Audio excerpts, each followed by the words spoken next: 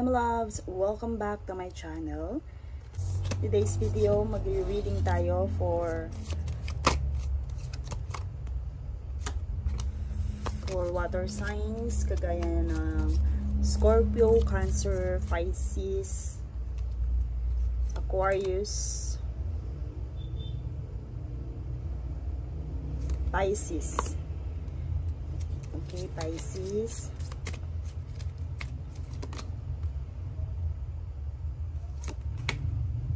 Capricorn,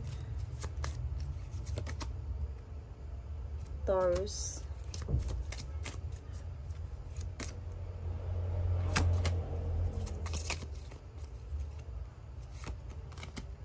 okay, for Pisces, Capricorn, and Taurus.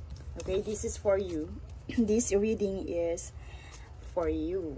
And para na rin, since na ito ay general reading, para din sa mga collectives na nagre-resonate. So, bago tayo mag-start, I would like to thank our supporters sa ating other social media platform. Okay, thank you so much po sa mga naka-follow na din sa ating shop, sa ating Shopee shop. Yes po. Ngayon po meron tayong latest na design for Baywitch and Co Gems. Ayan po, please visit our IG shop para po sa bago nating updates sa ating mga bagong gems na idinagdag po sa ating shop. And sa mga nagtatanong, limited edition, yes po, mga limited edition po. And kung mapapansin niyo po, limited stocks lang din po ang ating mga items. Since na ito po ay charged with Reiki healing energies, kaya po limited lang din yung ating mga items. And ito po ay ito po ay cleansed, activated, and blessed. And of course po, meron po yan enchant and charge with our own Reiki healing energy para po sa mga intentions nyo po, sa mga intentions po, kanya-kanyang intentions po ng ating mga buyers. And patingnan na lang din po, check nyo din po yung ating mga testimonials, makikita nyo din po siya sa ating IG account. And that's it. Let's start. I think pwede na tayong mag-start and mag-proceed sa ating reading. O, kagaya po ng sabi ko kanina, ito po ay love reading. And to whoever needs novel gazing, brooding, binge watchers, anyone looking to hit the street with some extra swagger, Cancer energy.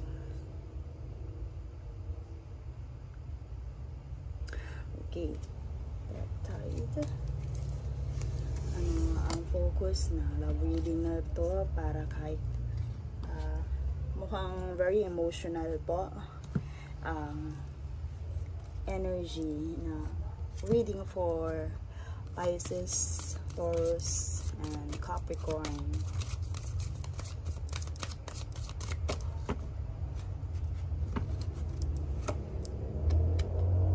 Soulmate. Kanina pa lang sa ating pagpili ng card, nakikita natin yung more on emotional. This is your soulmate. To anyone na nako-confuse sa kanilang relationship, to anyone with, or maybe you're dealing with Cancers, Capricorn, Taurus, or Pisces. Oh, yours and children. Okay, soulmate, children. Your love life is being affected by children. Very soon. Okay.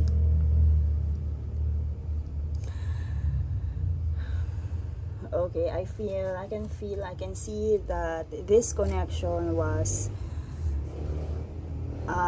wala pa kayo doon sa doon sa mga nag-a-ask.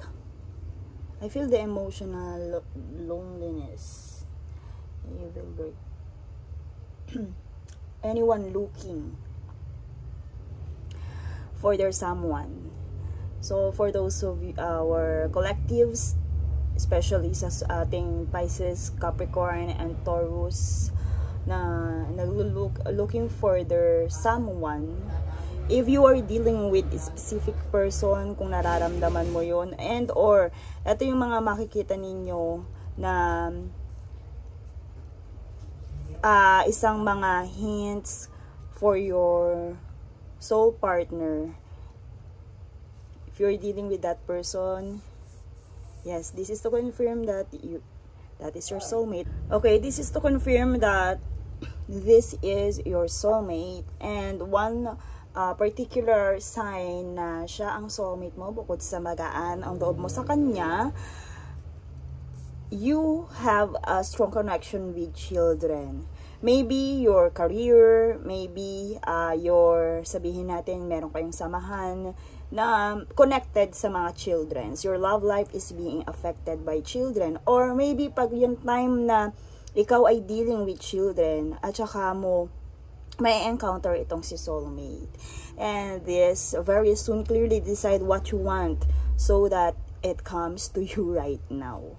So, ito ay malinaw na sign na this is for collectives who's looking for their soulmate. And isa din, or kaya, pwede din po kung kayo ay ginost. Ito din ay para sa ating mga Pisces, Capricorn, and Taurus na ginost. This is your sign that you have to get up and go. Okay? So, your angels are telling you na lakasan mo ang sarili mo. Because, lakasan mo loob mo. Because with this Cancer energy, usually ang Cancer energy talaga ay very emotional when it comes to, sabihin natin mga bagay-bagay, and when it comes to love. Sabihin natin na napakadaming chances na binibigay ni Cancer, but when Cancers decide to let go, eto, kumbaga, they get up and go and banish their blast in life, okay? Blah blah in life. Okay, let's another focus for this love reading. Okay, so very soon, heart-to-heart conversation. Honestly discuss your feelings with each other. I feel that this connection is not yet really into fruition. Pero malapit na. Your angels are telling you na malapit na to. Pero hindi pa siya into talaga yung sa relationship na katulad ng iba na formal relationship, nandun pa siya, sabihin natin, hindi mo pa alam kung siya ba talaga. But one thing is for sure, but when both of you are connected with children, or maybe may mga events na magkikita kayo sa children's party, basta lahat ang involved pagdating sa children. Since na you two are not yet into that relationship, sabihin natin, ito ay kumbaga situationship pa lang na kung saan ay hindi pa kayo yung formal, but very soon mangyayari yan. And I can feel if this is for Pisces, Capricorn, and Taurus na into a relationship, heart-to-heart conversations are advised to discuss your feelings with each other. Okay. What persons, okay, persons in your mind, message from the persons in your mind, kung sino man to na soulmate na tinutukoy dito. Ano gusto niya sabihin sa'yo? Ano yung gustong maging laman nitong conversation na to?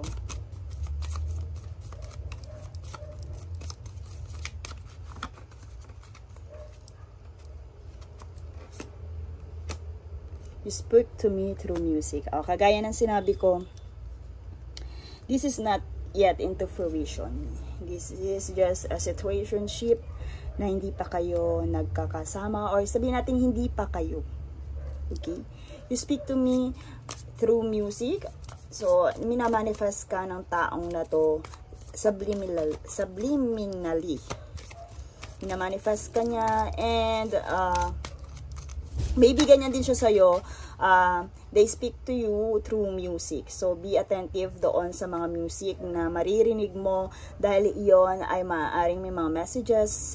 So, para mas maging malalim pa yung inyong connection, I advise you to listen to 432 Hz para mas maging connected kayo sa 5D dimension. Itong tao na sabihin nating darating or yung nag-iisip sa'yo or yung iniisip mo. Ayun na. Sige. I am grateful for the spiritual lesson. So, if you are in separation or this situationship is, sabihin natin parang medyo malabo because kinonfirm ng cards na siya ay soulmate. Siya ay soulmate mo. Spiritual lesson, pwede ding maging you are dealing with karmic partner, or you're dealing with karmic na malaki ang naitulong mo sa kanya spiritually. Now, ayan, I don't react when people mention you. Don't react when people mention you. Hindi niya ina-express pa, hindi niya pinapakita sa iba. Even you, baka hindi ka aware na may feelings sa'yo itong taong to. Maybe hindi pa siya ready. Or may situation na nangyari na hindi niya i-ino-open kung ano yung nararamdaman niya. But this reading is to confirm na siya ay part ng yung soul tribe. Maaaring siya ay isa sa mga soulmate mo, karmically, or your twin flame. So, pero hindi niya ito. Kumbaga, sabihin natin, itinatago niya yung feelings. I don't react when people mention you.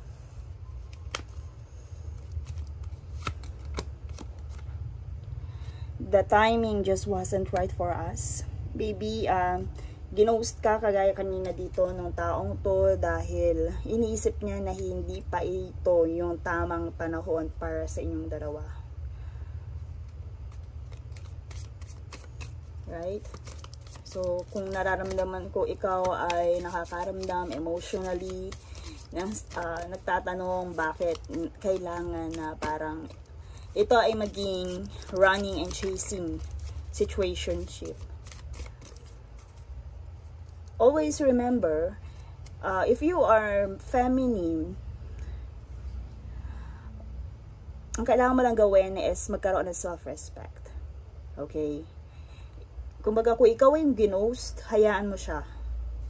Yun lang ang isang sign, malaking sign na gustong ipaalala ng inyong angels and guides na if you are feminine and if you are the masculine, ginost ka niya, maaaring meron siyang pinagdadaanan na kailangan pa niyang i-heal. And the right thing to do for her, kung ikaw yung masculine, is to have a heart-to-heart conversation. Mag-initiate ka ng heart-to-heart conversation. But kagaya ng sinabi ko, if you are the feminine and ginost ka, the timing just wasn't right for us. Baka meron siyang mga lessons na kailangan pa talagang i-take. Lalo na spiritual lesson. Kung hindi pa niya nasa-serve yun, yung mga lessons na yun, talagang hindi. Mismo si universe na yung tawag dito, yung makikialam or gagawa ng paraan para magkaroon kayo or maging inseparated kayo for the meantime.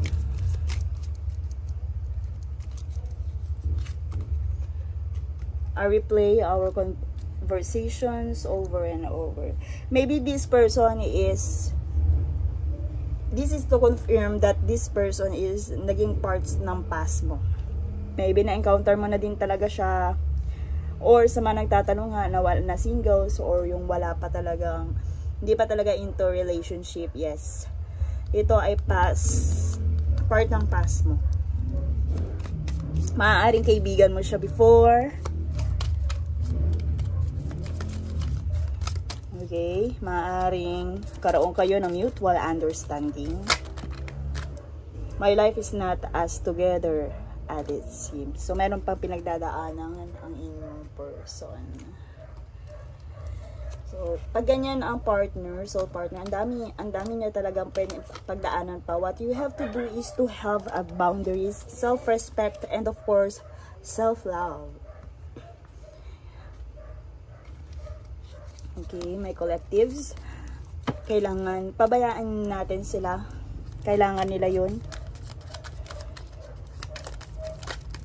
Para din sa kanila yun. You're dealing with very insecure person. And very jealous person.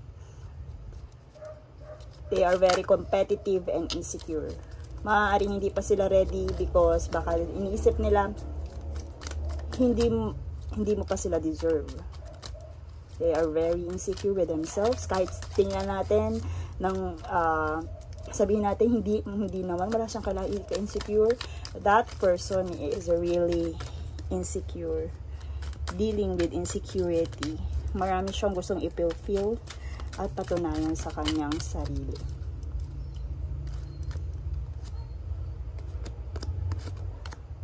Let me have you. Okay, this person wants to win your heart, but kagaya ng sinabi ko, this person is really insecure, pero gusto kanya mapasa kanya ng masasabing maging proud ka rin sa kanya. I'm too afraid to talk. This one, the heart-to-heart conversation, kailangan nyo yan, but your person is not yet ready for that. Hindi pa siya ready, sabihin natin, nag-gain pa siya ng energy, but very soon, pangalagpasan niya lahat ng to, na-realize niya lahat, na-heal niya lahat ng insecurities niya. Sabi niya, for now kasi, I'm too afraid to talk. Pero ito ang kailangan, the heart-to-heart conversations.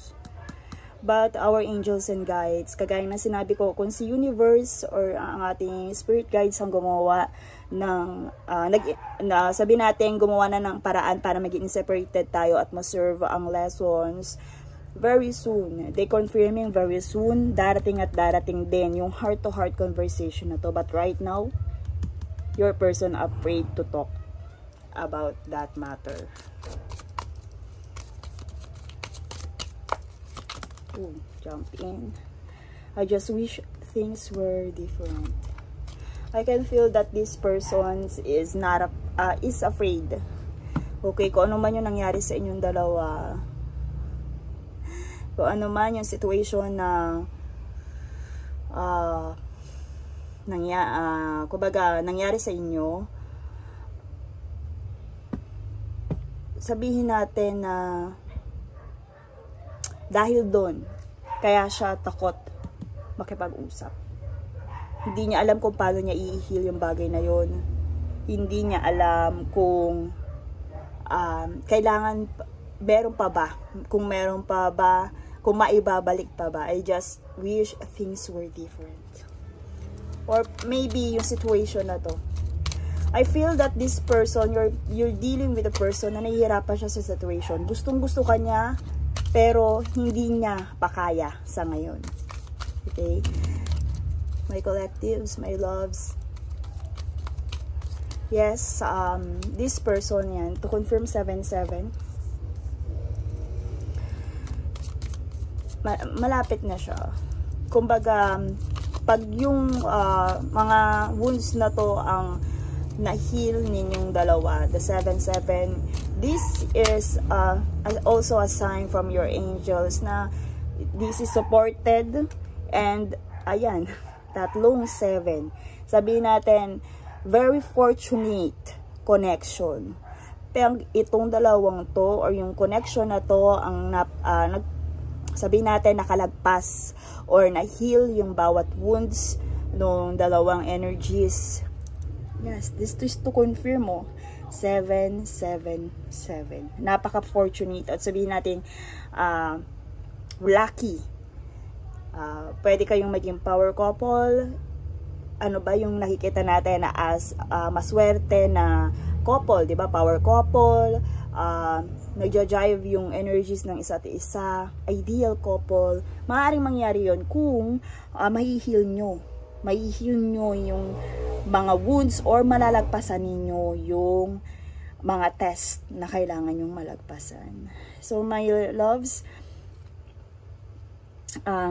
continue to heal your energies, and since na nagko-connect kayo sa 5D, maaaring pag nag-heal ka at nagawa mo yung mga bagay na dapat mong gawin, lalo na ang self-respect and self-love, pwede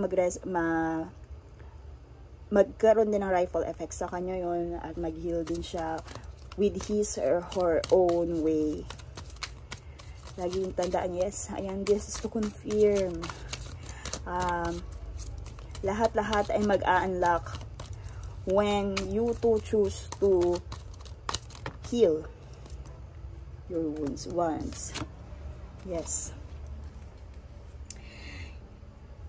This is to confirm na you are one. You are meant as one. Okay? And I want to start a family with you. This person is manifesting you. Okay?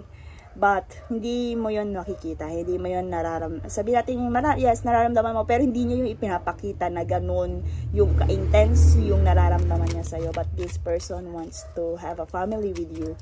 Pero sa ngayon, ay pinang-iibaw-bawan siya ng insecurities. Siya ay takot, hindi pa siya ready. Pero, kung itatanong natin, may potential kayo because sabihin natin gusto ka niya, nakikipag-connect siya sa'yo, and minamanifest ka niya subliminally. Hindi siya nagte-take action towards you, pero in 5D dimension ay minamanifest ka niya. This love scares me. Kagaya ng sinabi ko, afraid and scares. Hindi pa to nangyayari. Hindi pa nangyayari sa kanya yung ganitong nararamdaman. So maybe he ghosted you because of that. Masyado siyang na-overwhelm, and kagaya ng sinabi, jealous, insecure siya. Gustong-gusto ka niya, pero takot siya na paano kung hindi ka niya, hindi mo siya deserve. Sa ngayon. I'm sorry. Okay, your person wants to say sorry because of his or her, sabihin natin, pagiging duwag, coward. You are dealing with coward, with insecure person, pero kagaya ng sinabi natin, you are very much supported with this angel number. And ayan, napakadaming angel number ang lumitaw dito sa reading na to. My loves, my collectives, my Capricornian, Pisces, and Taurus. Ayan, the 111. Oh. You are aligned. Kung ano man yung ginagawa mo ngayon, maybe emotionally ay sabihin natin na nalulungkot ka. At when, again when sabihin nyo, if you are planning to chase this person, hindi, no. Patatagalin nyo lang masyado yung inyong, sabihin natin, lessons. Stop chasing, hayaan natin siyang mag-heal. You are aligned with this. Sabihin natin, you are in separation with this person, but yes, this is created from the universe. 111. You are aligned. Yan ay kailangang mangyari. This is to confirm that yan. Pero kagaya ng sinabi ko, that connection is blessed. And yun nga, part yan, kung ano may nararamdaman mo ngayon, part yan ng blessings ni universe and ng ating spirit guides. Message from your angels.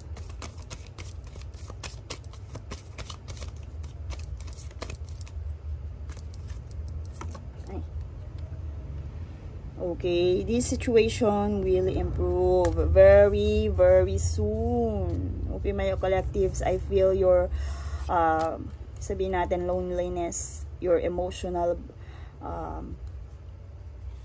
feeling pagdating sa connection na to. But very soon, this situation will improve. Okay, another confirmation from your angels na you are aligned. Ikaw din sa sarili mo, kailangan may i-heal ka rin, and dapat matutunan mo yun. Gawin mo na yun right now.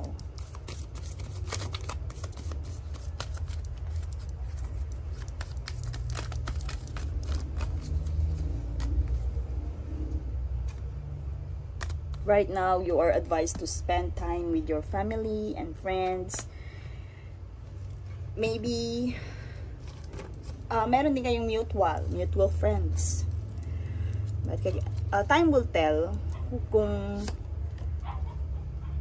kailan kayo magkikita, but very soon. Maybe, ayan, may mga events kayong a-attendan, or ito yung time na ina-advise sa'yo ng ating angels and guides na kailangan libangin mo ang sarili mo to spending time with special people in your life.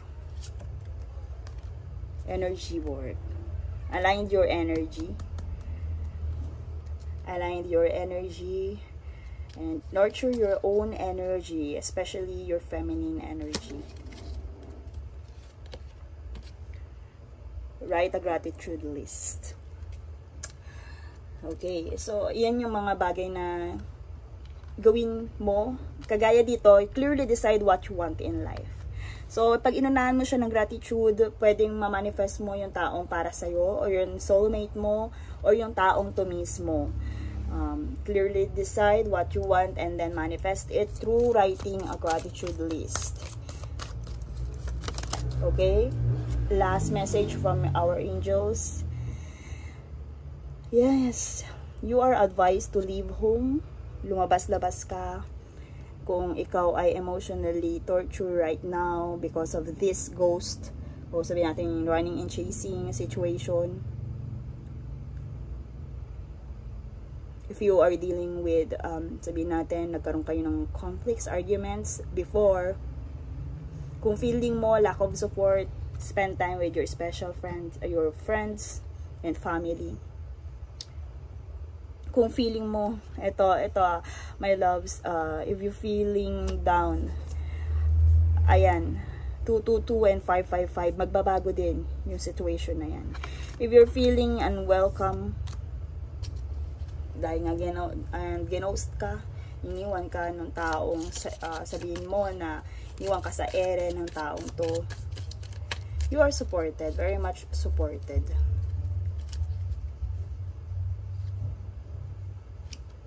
The conflict, nagkaroon ng conflict between two of you. That's why this, kung iyon, sabihin natin, yan din ang nararamdaman ng iyong angels and guides. I wish things different. The disagreements, competitiveness, kagaya na sabi natin kanina, intimidation. Again, kagaya yung sinabi ko, this person is a very jealous person. Impulsive, ruthless, forceful, maaaring powerless yung person na to para ipaglaban yung nararamdaman niya. That's why hindi niya sinasabi sa'yo. And maybe, kagaya na sabi ko kanina, you are dealing with coward.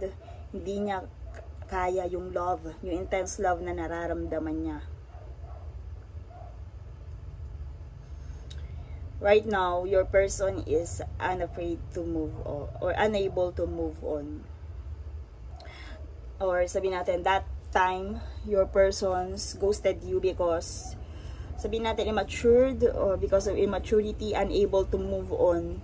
That's why, ginost ka niya, running away, or trapped. Kaya you are dealing with person na is spiritually trapped before. Kaya, ayan. seeing you or meeting you, having you in their life is, kumbaga sabi natin, that cause din sa kanila ng spiritual lesson right now.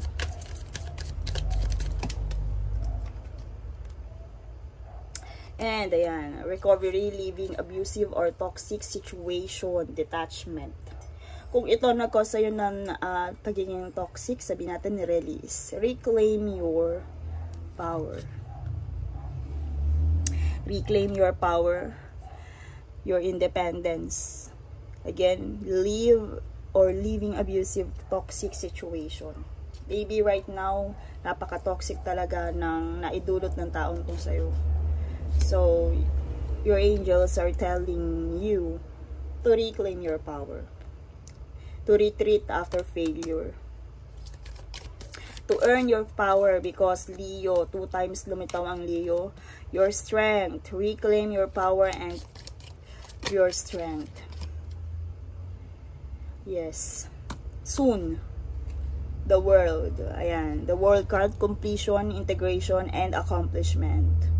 Magkakaroon din ng balance and harmony and ng sense of belongingness. Sabihin natin, magkakaroon din ng ma-harmonize din yung relationship na to. Very, very soon.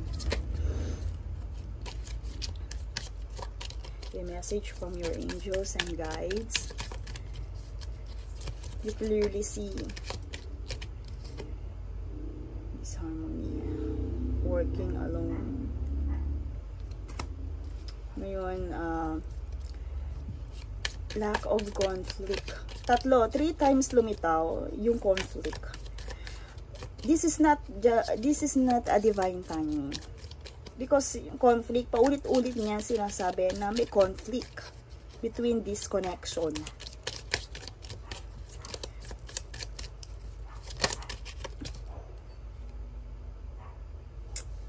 There are some people that manipulating this or your person. Pwede yun, this situationship or this person. Okay? Scattered energy. Marami. May mga taong nakapaligid sa inyo na nagmamanipulate ng mga bagay-bagay.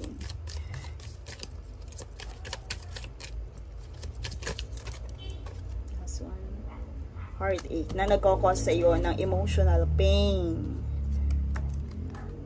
sorrow, hurt, broken, heartache. Okay, message from your spirit guides. Another conflict. Another 4 times conflict. Right now, it's not, kung ano man iniisip mo, if you're running, if you're planning to chase this person, wag mo nang ituloy. 4 times lumitaw sa ating reading ang conflict. Hindi ito yung perfect timing. Hindi pa ito yung para sa inyo. But very soon, I advise na wag mong intayin, but very soon, you deserve a heart-to-heart conversation. Kahit sabihin mo na hindi, meron na kayong, kahit sabihin mo na meron na kayong, okay na kayo sa isa, okay na kayo, darating at darating sa inyo yung heart-to-heart conversation. Okay, your angels or guides are telling you, it's up to you, but use your mind. Use your mind for this. After you hearing these messages, clearly decide what you want. Okay? Kagaya ng mga narinig natin, bahala ka kung paano mo i-handle yung situation na to. But right now, this is not a perfect timing, and clearly decide kung sabihin natin na nakahanap ka ng iba. Kung sabihin hindi mo nakikita sa kanya, yes, clearly it's up to you. Pwede kang mag-decide. Pwede mong i-manifest yung relationship na gusto mong i-manifest.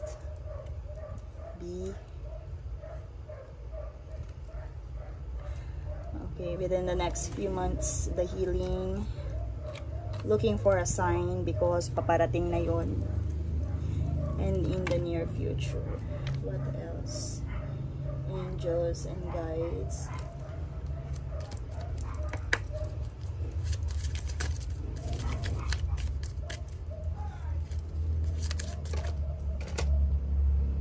Okay. The Three of Chalices. Darating din ang victory. Darating din ang celebration. Darating din yung sabi natin heart fulfillment sa'yo. Mararamdam kung ikaw ay if you are feeling emotional pain, the heartache right now, don't worry. The happiness and the emotional fulfillment will come. The harmony, the balance and the harmony will come. Right now, your guides and your angels are telling you na i-alis mo muna yung focus mo dito sa connection na to. Hayaan mong mag-heal ang lahat.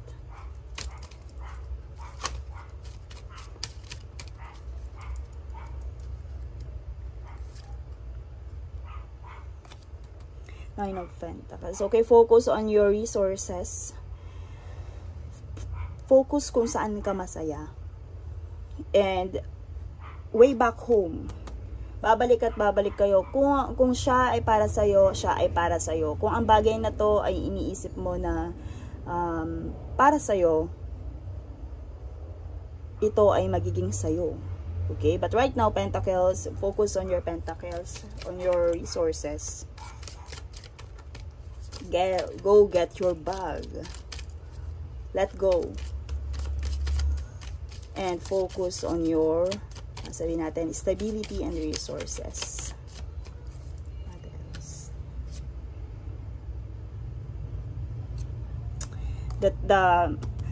Okay, so reverse of the High Priestess. Ibig sabihin, makikita mo din soon. Very, very soon. Ipapakita na sa'yo or sabihin natin, i-illuminate na ang mga bagay-bagay. Magkakaroon na ng balance and harmony. Magkakaroon ng kaayusan. Yes. And magkakaroon ng pagbabago. Okay, message. Last message from your angels and spirit guides.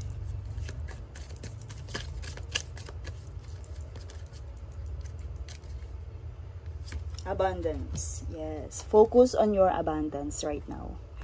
Transformation. Sa ngayon, your angels and guides are telling you to focus on your abundance, on your pentacles, sa iyong mga kaperahan. Iwaglit mo muna sa iyong isipan itong situationship na to, itong nangyari sa'yo. Focus kung saan ka mag-grow. Okay? Clearly decide what you want, maybe, when time will tell, very, very soon, lalo na kung ikaw ay nalilibang dito sa iyong pinagkakaabalahan, especially dito sa abundance mo and pentacles. And this is telling me na may mga magagandang bagay na paparating sa inyo na magkakos din ng celebration. Okay, very, very soon, my loves. That's it for this reading, and I am sending you lots of healing and love. And see you in my next one.